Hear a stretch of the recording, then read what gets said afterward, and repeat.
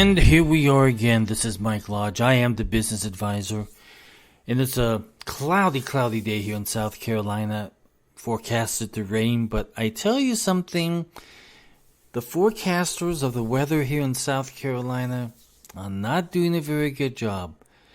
The problem is with rain, you never know where it's going to land. So they will say there is a 87% chance of rain.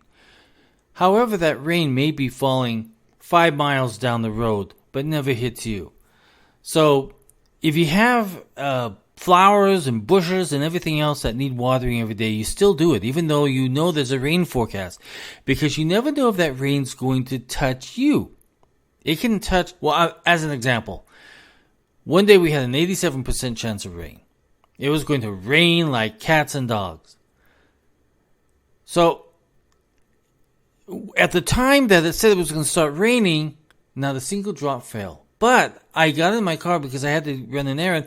And when I went over the freeway 5 miles away, it was pouring down rain.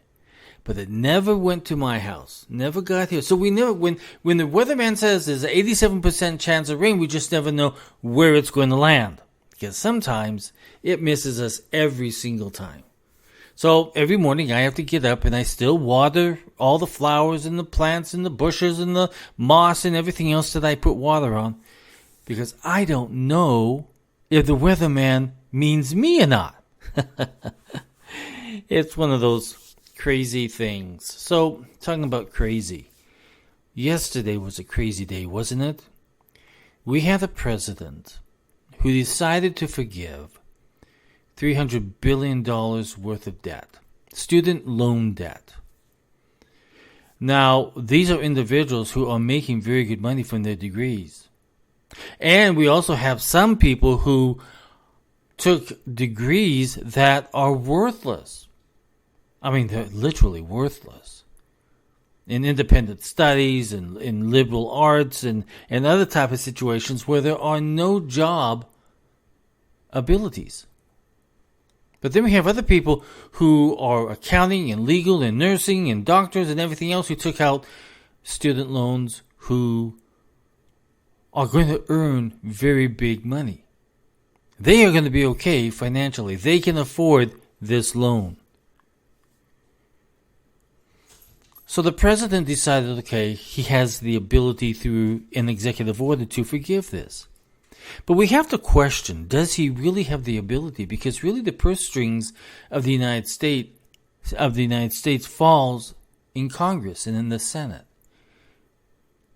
The president of the United States, I'm going to make the argument here that I do not believe he has the constitutional right, legal right, or the ability to make this type of forgiveness. I don't think he can forgive any loan. He can postpone it, which he's done, but he can't forgive it. That's my argument. I think what has to happen is that the American people need to say, okay, Mr. President, you don't have the legal right to make a forgiveness of $300 billion of loan. Do you know what that does to the financial markets out there who are invested in the student loan industry? The other issue is that, you know what it does to school tuitions, which has never been monitored? No one's ever said, hey, school tuition is getting too high. But instead what it does is this forgiveness increases the loan fee, not the loan fees, but the educational fees to go up higher.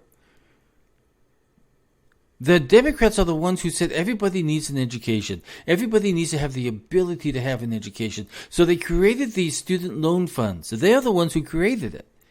And now they're saying, oh my gosh, it's gotten out of control. Now we need to forgive it. After they pushed it for year after year, political season after political season, and here we have a situation now they say, oh, you know what? Let's forgive. Let's forget. $300 billion is a lot of money to be able to forgive, and for it not to affect the inflation rates of the American people, for it to affect the higher costs of education, for the effect that it has on the American people in higher taxes and other issues. So we have this big problem. As you well know, student loans have been deductible. And people have been deducting this. So do we go back now and say, no, this is no longer deductible?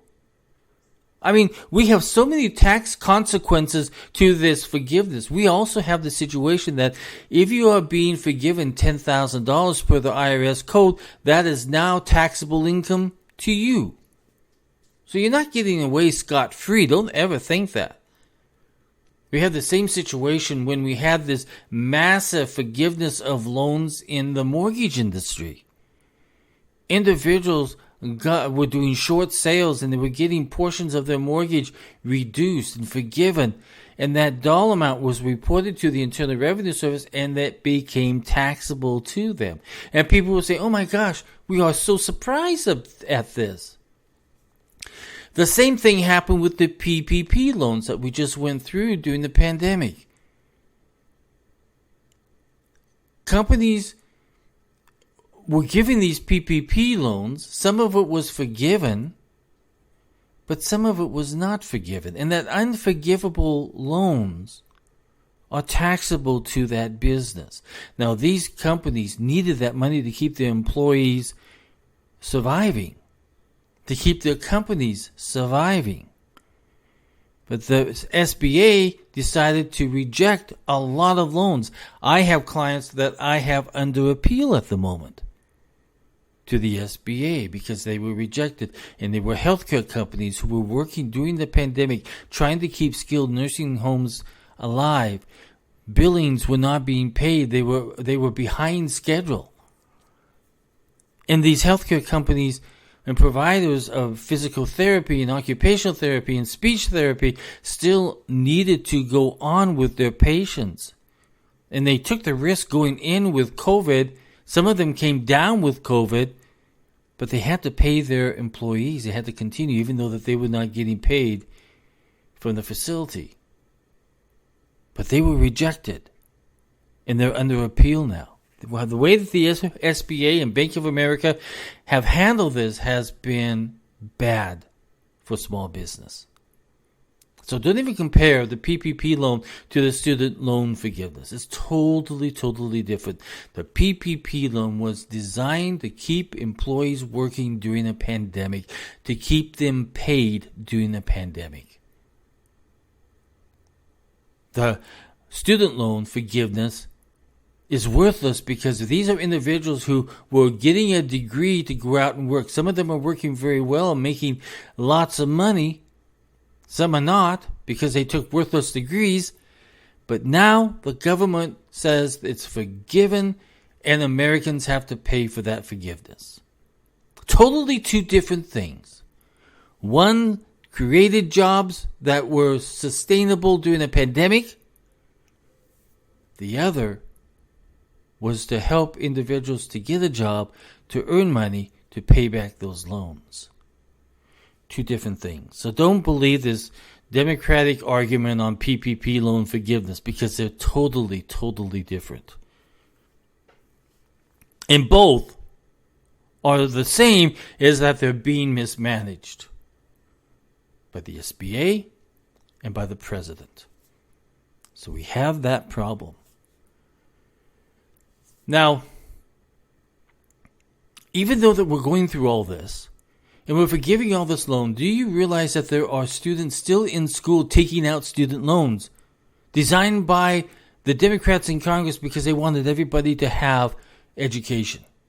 So they created this loan system that is still in effect. The programs are still out there. The higher education costs are still going up. But yeah, we don't talk about that. The president did not even address higher educational costs, which are going to go up higher because of the forgiveness program.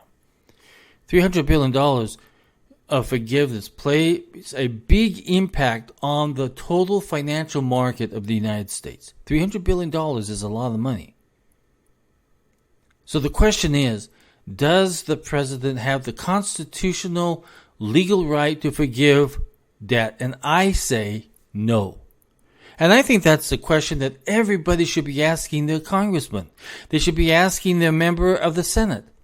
Does the president have the legal authority under the Constitution to forgive debt? That is the question we should all be asking. And then if the answer is, well, we don't know, then the court has to go in and decide. This will end up in court anyway. This is going to be a legal issue. Within the next couple of days or hours, someone is going to file a motion with the court that says stall or hold back on this forgiveness until the court decides whether or not making the argument that this is not a constitutional right of the President of the United States. To forgive $300 billion and to put the stress load on the American people is very concerning and very ethical and at the same time very corrupt. We have a lot of bad decisions. We have, as I've said before in all my tweets and blogs and everything else I have said, we have drunken sailors with the checkbook in Washington, D.C. who are just spending our money willy-nilly, making bad economic decisions, making bad policy decisions that affect all Americans. Now, a lot of you say, I need this debt forgiven. No. You signed on that contract. You knew what you were getting into. You made the decision as an adult to go into debt. You signed the loan document. Now it's your responsibility. It's not my responsibility. I'm not going to pay for your bad decisions. You had a whole bunch of educational opportunities that you could have saved a whole bunch of money, but you chose to go into debt. Why in the hell should I, as an American, cover your stupidity? That's the question. Does the president have the legal authority under the Constitution to write off $300 billion of debt and pass it on to the American people? We need an answer. Pressure your members of Congress and the Senate to come up with that answer. Nancy Pelosi says no, he doesn't have the authority. She said that back in June.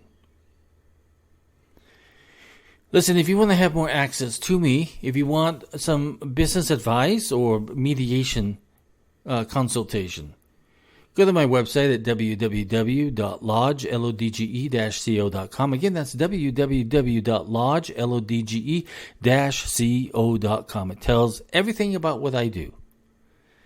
And I'm here to help you.